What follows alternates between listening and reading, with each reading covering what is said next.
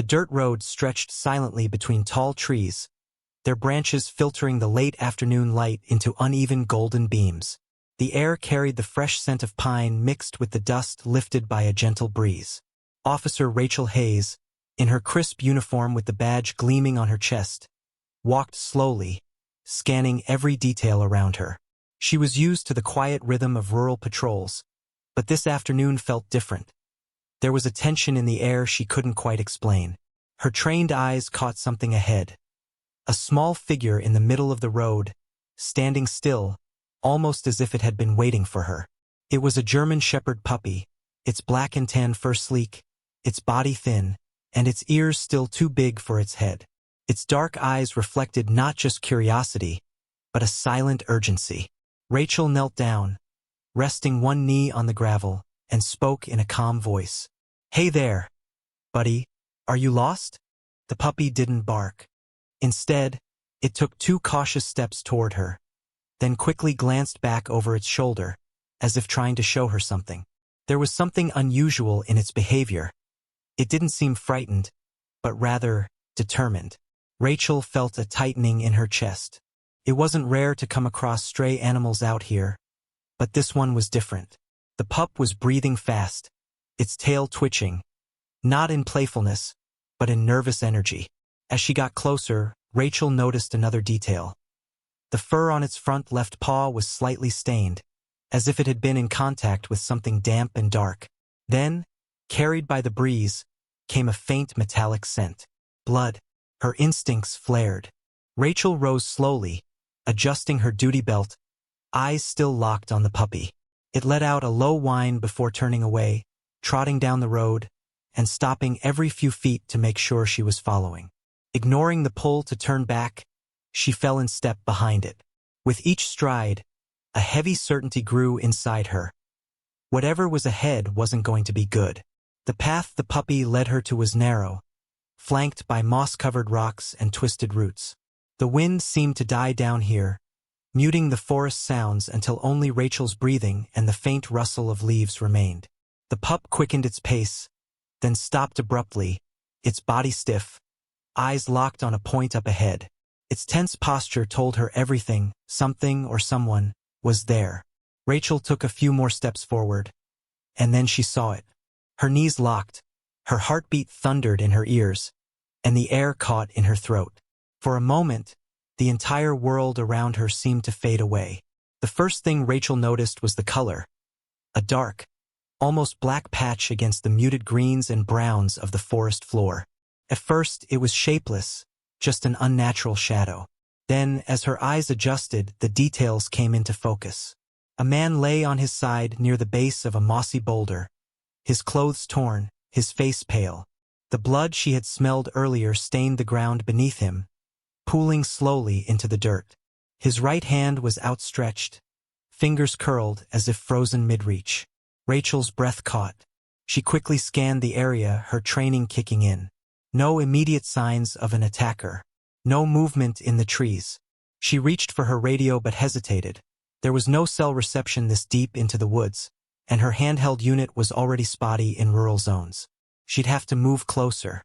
The puppy, however, stayed frozen at the edge of the scene, watching her with an intensity that made her skin prickle. She approached slowly, one hand hovering near her holstered weapon. Kneeling beside the man, she checked for a pulse. Nothing. His skin was cold, his eyes half open, fixed on nothing. This wasn't a fresh attack. It had happened hours ago, maybe more. She noted the bruising along his neck, the ragged cut near his temple. It looked like a struggle, but the scene was too clean for it to have ended here. Something or someone had moved him. Her gaze fell to a small leather wallet lying a few feet away, half buried in pine needles. Flipping it open, she found a driver's license for a man named Daniel Mercer, 42, from a nearby county. The name meant nothing to her, but a folded piece of paper tucked inside caught her attention. She pulled it out carefully.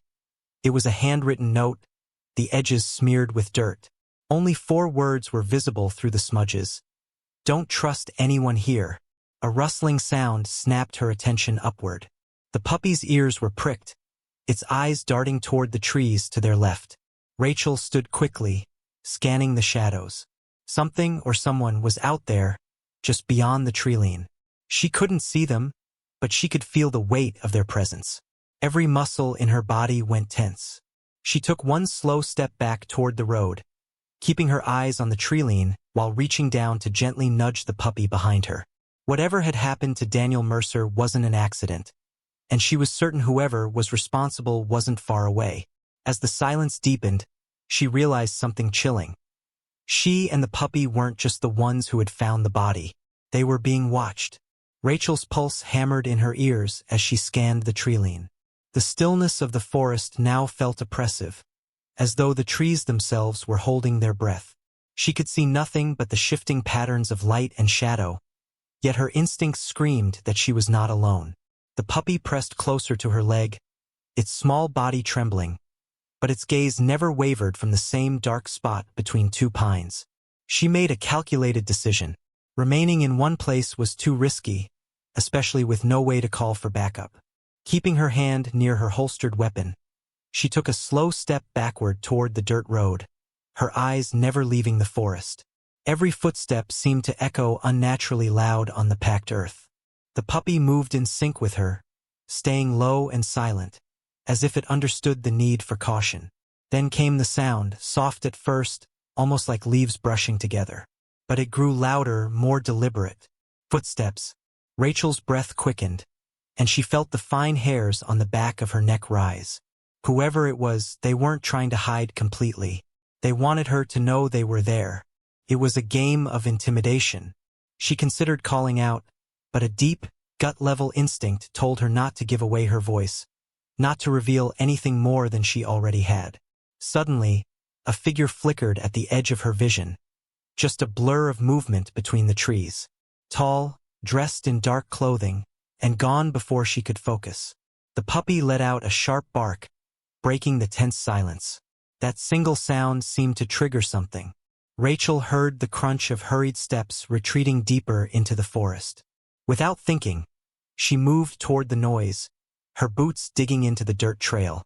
Her training told her to maintain control of the situation, but her curiosity, and the possibility that this person held the answers, pulled her forward. The puppy ran ahead a few feet, stopping to glance back at her as if urging her to keep going. Branches scraped against her arms, and the forest floor became uneven, each step a calculated risk. The air here felt heavier, the light dimmer, as though she were crossing into a part of the woods the day never truly reached. Then, as abruptly as the pursuit began, the sound stopped. Rachel froze, listening. Her breathing seemed too loud, her heartbeat too fast. The puppy sniffed the ground, ears rotating, but there was no more movement. It was as if the forest had swallowed the figure whole.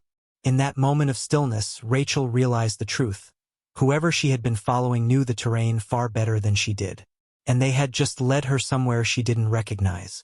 Rachel turned slowly, her eyes sweeping the dense wall of trees around her. The trail she had been following had disappeared, replaced by a maze of undergrowth and uneven ground. She had no idea how far they'd come from the road. The puppy stayed close, its breathing quick and shallow, glancing nervously over its shoulder as though expecting that shadowy figure to reappear at any moment. She forced herself to think clearly. Panic was the enemy. Every decision now had to be deliberate. She crouched, placing a steadying hand on the puppy's back. "You're not out here by accident, are you?" she whispered, her voice low but steady. The puppy's ears flicked forward, its gaze locking onto hers as if it understood. That small connection anchored her, reminding her that, whatever was happening, they were in it together now. She scanned the ground for tracks. There were faint impressions, boot prints, fresh enough to disturb the thin layer of pine needles. They moved in a zigzag pattern, almost as if the person had been circling them. Rachel's pulse quickened at the realization. The figure wasn't fleeing. They had been guiding her deeper, step by calculated step. And now she was exactly where they wanted her. The breeze shifted, carrying with it the faint metallic scent she had noticed earlier, mingled with something more pungent, smoke. Rachel stood, following her nose until she saw a thin ribbon of gray curling up from behind a cluster of boulders ahead. Her training told her to approach cautiously, but every instinct screamed to stay hidden. Still, there was no ignoring the possibility that it could lead to answers about Daniel Mercer's death. She tightened her grip on her flashlight and moved forward. The puppy trotted ahead but suddenly froze, a low growl rumbling in its throat. Rachel followed its gaze and caught sight of something that sent a chill through her bones. An abandoned campsite, the fire still smoldering. Scattered around were a few personal belongings, a torn jacket, an empty water bottle, and half buried in the dirt, a blood-stained cloth. Whoever had been here had left in a hurry, but not long ago. She knelt, her eyes scanning every object, piecing together the story. A twig snapped behind her. Rachel spun around, flashlight beam slicing through the shadows. The puppy barked sharply, hackles raised. She saw movement again, just enough to confirm they weren't alone. Only this time, the presence felt closer, deliberate, as if the unseen figure had decided it was time to step out of the shadows. Rachel's grip on her flashlight tightened, the beam cutting a narrow path through the darkness. The forest seemed to press in on her, every tree a potential hiding place. The puppy stayed planted at her feet, its growl low and constant, a warning Rachel had learned to trust. Her breathing was steady, but her pulse pounded hard enough to feel in her fingertips. She knew that whoever was out there had been watching her since the moment she found the body, and now they were close enough to make a move. A figure emerged from behind a tree, stepping into the faint light. Tall, broad-shouldered, wearing a dark hooded jacket pulled low over their face. Rachel's hand hovered over her holstered weapon, but she didn't draw it yet. "Sheriff's Department," she called out, her voice firm. "Step forward slowly." The figure didn't move closer. Instead, they tilted their heads slightly, as though studying her, measuring her reaction. The air between them felt charged, every second stretching longer than the last. Then the person took one step forward, their boots crunching on the forest floor. Rachel could make out the lower half of their face now. A man, unshaven, his lips pressed into a thin line. "You shouldn't be here," he said, his voice deep and rough. The words weren't shouted. They were delivered like a fact, like a warning carved in stone. "I'm investigating a suspicious death," Rachel replied evenly. "I need you to tell me what you know about Daniel Mercer." The man's expression barely changed, but his eyes flickered, just for a second, at the mention of the name. He glanced at the puppy, then back at her. "That dog," he said slowly, "is the reason you're still breathing." His tone was unreadable, but it carried a weight that made Rachel's stomach tighten. Before she could press him for answers, the man stepped back into the shadows. She moved to follow, but a sharp sound cut through the air, a distant engine starting. Rachel turned her head toward the noise, realizing it came from somewhere beyond the campsite. When she looked back, the man was gone, melted into the forest like smoke.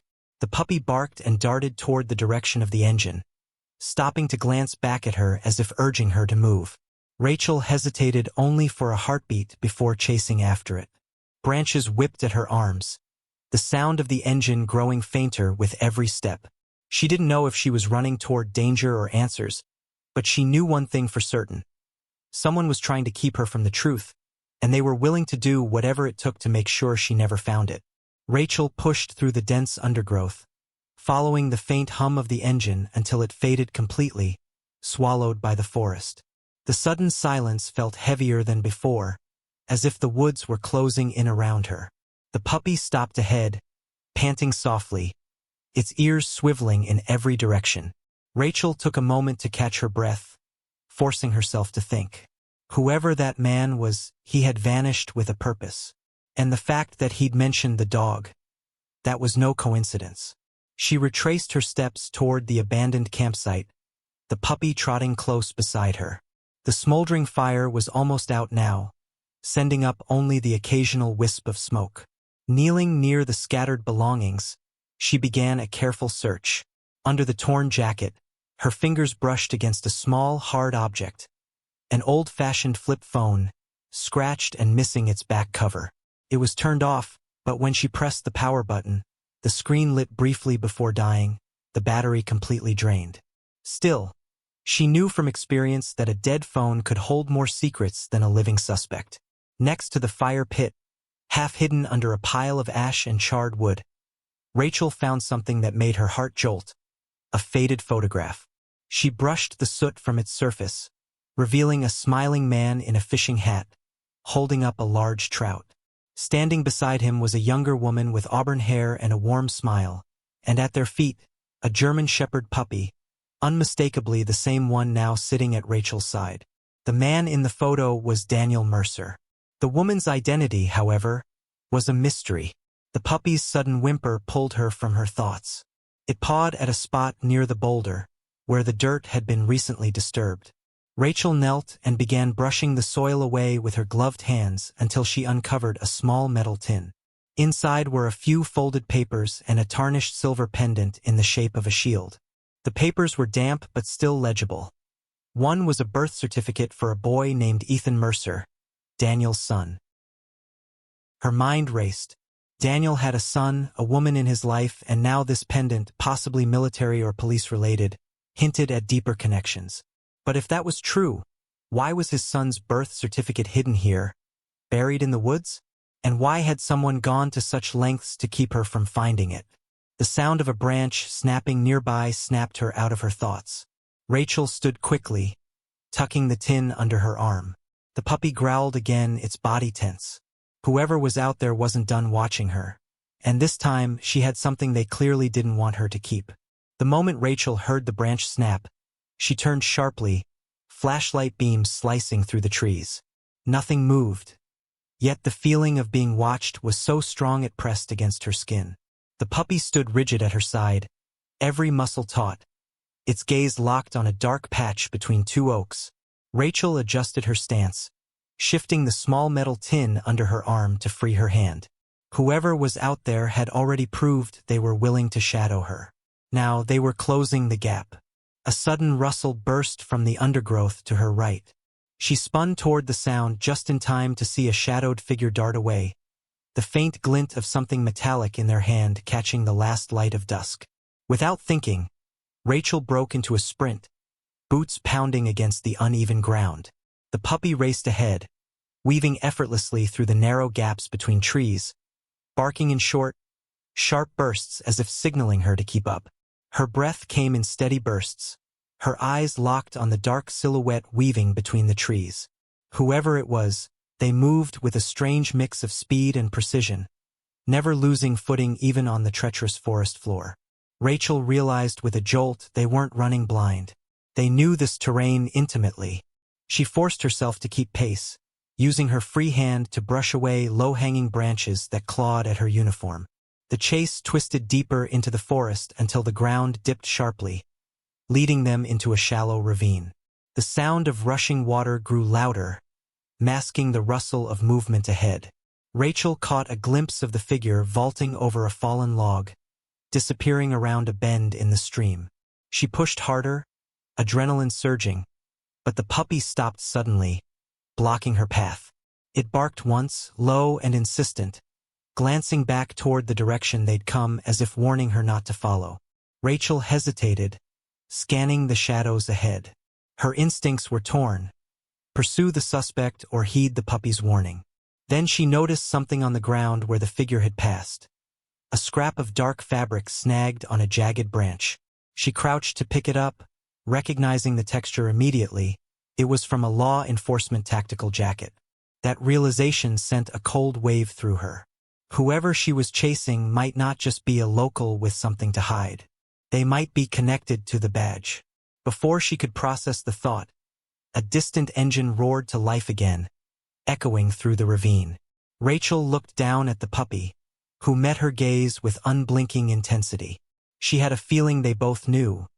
The chase was far from over, and the deeper she went, the closer she was getting to something she might not be ready to uncover. Rachel climbed out of the ravine, her boots sinking slightly into the damp earth as she fought to keep her balance. The distant rumble of the engine faded once more, replaced by the muffled hush of the forest at nightfall. The trees seemed taller now, their shadows stretching long and heavy across the ground. The puppy stayed close, no longer running ahead, but instead walking in tight circles around her, as if guarding her from whatever might be lurking in the dark. She stopped at a ridge overlooking a narrow road, where the faint moonlight revealed fresh tire tracks etched into the dirt. They led straight toward an old service road she recognized from patrol maps, one that wound deeper into the forest before ending at a long-abandoned ranger station. The place had been out of use for years, but she remembered hearing rumors from locals that people still went there for private business. Her gut told her that was where the man in the hood had gone. Moving quickly but quietly, she followed the tire marks, the puppy padding alongside her. The air grew colder as they approached the clearing where the station sat. Its wooden walls warped with age, windows clouded with grime. The faint smell of gasoline hung in the air, sharp and acrid. Somewhere inside, a faint metallic clink echoed, followed by the scrape of something heavy being dragged across the floor. Rachel edged closer, crouching near the side of the building. Through a narrow crack in the wall, she could just make out a dim light inside, a single lantern casting long, shaky shadows. Two figures moved within. The hooded man she'd seen before, and another person she couldn't clearly identify. They spoke in low voices, but she caught fragments of their conversation. "Can't leave it here, too many eyes now," and "the girl and the dog, they've seen too much." The words sent a chill down her spine. She glanced at the puppy, whose ears were pinned back, eyes locked on the crack in the wall. Whatever was happening inside wasn't just about Daniel Mercer's death. It was about her, too, now. She pulled her flashlight from her belt, readying herself, but stopped when she noticed something else. A large metal locker in the corner of the room, its door partially open. Inside, she caught a glimpse of papers, photographs, and what looked like a police badge. Her breath caught. This was bigger than she thought, bigger than one murder. And if that badge belonged to who she feared it did, she wasn't just dealing with a suspect. She was dealing with someone inside the system, someone who knew exactly how to cover their tracks. Rachel stayed crouched by the wall, her pulse thudding in her ears. Every instinct told her to wait for the perfect moment, but she knew time was against her. Inside the ranger station, the hooded man rummaged through the metal locker, pulling out files and photographs, while the second figure, a man with short gray hair and a rigid posture, stood guard near the door. The light from the lantern flickered, throwing their shadows across the warped walls like distorted giants. She leaned closer, trying to catch more of their conversation. "The badge stays with me," the gray-haired man said sharply. "If they find it, it ties everything back." The hooded man hesitated, his voice lower but tense. "Then what about the woman? She won't stop." Rachel's stomach tightened. They were talking about her. The puppy gave a quiet whimper, and Rachel instinctively reached down to still it, but it was too late. The sound must have carried, because the gray-haired man suddenly turned toward the wall, his eyes narrowing. Someone's outside. He moved fast, swinging the door open and stepping into the cold night. Rachel barely had time to pull back before his flashlight beam swept across the clearing, cutting dangerously close to where she crouched. She drew her weapon, keeping it low but ready, her breath shallow. The puppy stood motionless, its gaze locked on the man. "You can come out now," the man called, his tone calm but threatening. "Or we can make this unpleasant." His boots crunched closer on the gravel. Rachel's mind raced. She could either step out and risk losing the upper hand, or move deeper into the shadows and try to circle behind him. Choosing the latter, she inched along the wall, keeping low, until she reached the corner of the building. She was about to slip around to the back when the hooded man appeared suddenly, blocking her path. His hand shot out, grabbing her arm, but she twisted free and shoved him back against the wall. The scuffle was quick but loud, and within seconds the gray-haired man was there, a pistol in his hand. "Drop it," he ordered, his voice cold. Rachel froze, assessing the distance, the angle, and her options. In that tense moment, the puppy darted forward, barking furiously and lunging at the hooded man's leg. The distraction was enough. Rachel moved, kicking the pistol from the gray-haired man's grip and shoving him to the ground. But before she could press the advantage, the hooded man grabbed her shoulder, shoving her through the ranger station's doorway. She stumbled inside, the door slamming shut behind them. She realized too late, this wasn't a fight she had stumbled into. It was a trap she'd been led into from the start. Rachel hit the floor hard, the impact rattling through her bones. The hooded man loomed above her, but before he could close in, the puppy slipped through the door's narrow gap and darted toward him, teeth bared. The distraction gave her the seconds she needed. She swept her leg out, knocking the man off balance, and scrambled to her feet.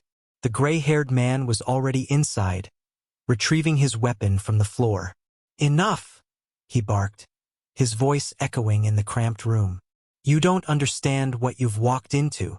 Rachel steadied her breathing, her weapon drawn and aimed between them.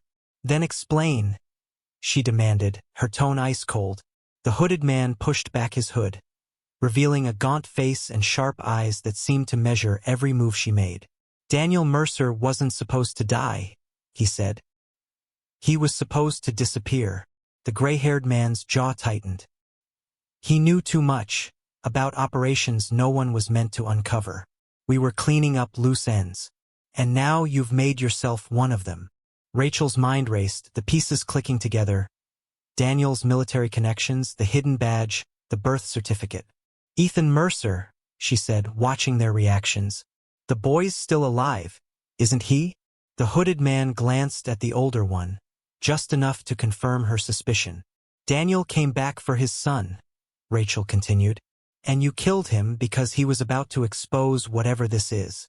The older man took a slow step forward. "Walk away, officer. Pretend you never saw us, never found that body. You'll live." His words were calm, but the threat beneath them was sharp as glass. Rachel held his gaze, her grip on the weapon unshakable. "You killed a man and tried to erase a child from the world. I'm not walking away." In a sudden blur of motion, the hooded man lunged. Rachel sidestepped, grabbing his arm and twisting until the pistol clattered to the floor. The puppy snarled, snapping at his leg while she drove her knee into his side, sending him sprawling. The gray-haired man reached for the fallen weapon, but Rachel kicked it out of reach and pinned him against the wall. The tension broke with the wail of approaching sirens, the backup she hadn't been able to call, but that someone, somewhere, had sent after all. Within minutes, both men were cuffed and taken into custody. Rachel stood outside the ranger station, the cool night air filling her lungs. The puppy sat at her feet, looking up at her with the same unwavering gaze it had given her on the road. She reached down, scratching gently behind its ears. "You did good, partner," she murmured. Somewhere out there, Ethan Mercer was waiting to be found, and she intended to keep that promise.